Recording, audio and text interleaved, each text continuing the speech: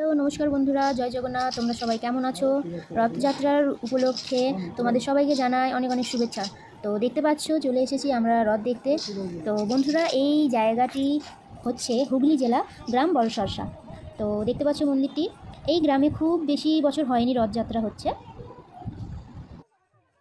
যতদূর আমি জানি 13 থেকে 14 বছর ধরে এই রথযাত্রা হচ্ছে। তো আসলে এটির একটি ইতিহাস আছে, সেটি তোমাদের সাথে আজকে শেয়ার করব।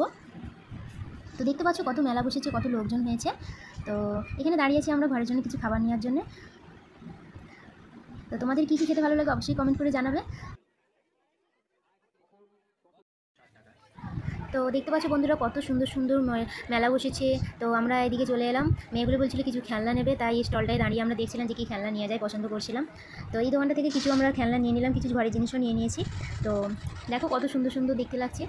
তো তোমাদের ওখানে কাদের কাদের মেলা বসে রথ উপলক্ষে অবশ্যই কমেন্ট করে জানাবে। তো মেলাতলায় এসে যে আর ফুচকা খাবো না সেটা তো হয় না, তাই চলে এসেছি ফুচকা স্টলে। এখানে আরতি আর অঞ্জলির মধ্যে কম্পিটিশন হচ্ছে কে কটা খেতে পারে। তো এখানে অঞ্জলি জিতে গেছে। তো চলো শুরু করা যাক এই রথের ইতিহাস। তখন আমার বিয়ে হয়নি, আমার শ্বশুরমশাইয়ের মুখে আমি শুনেছি, সম্ভবত 2010 থেকে 11 সালের মধ্যে। তো পাশেই একটি বড় পুকুর আছে, সেইটি যখন 100 দিনের কাজে কাটানো হয় তখন সেই পুকুর থেকে এই রথটি ওঠে। আমার শ্বশুরমশাই এবং গ্রামের আরও সবাই এই কাজে ছিলেন। আমাদের বড়সরসা গ্রামটি হচ্ছে খন্নান স্টেশন থেকে 3 কিলোমিটার আসতে হয়। তো যখন এই রথটি উঠেছিল তখন এই রথটির কার্বন ডেটিং করে জানা যায় এটি প্রায় 700 থেকে 800 বছর পুরনো এই রথ। তো সেই থেকে আমাদের সরসা গ্রামে, বড়সরসা গ্রামে রথযাত্রা স্থাপিত করে রীতি অনুযায়ী রথযাত্রা শুরু করা হয়। তো বন্ধুরা, জয় জগন্নাথ। ভিডিওটি কেমন লাগলো অবশ্যই কমেন্ট করে জানাবেন।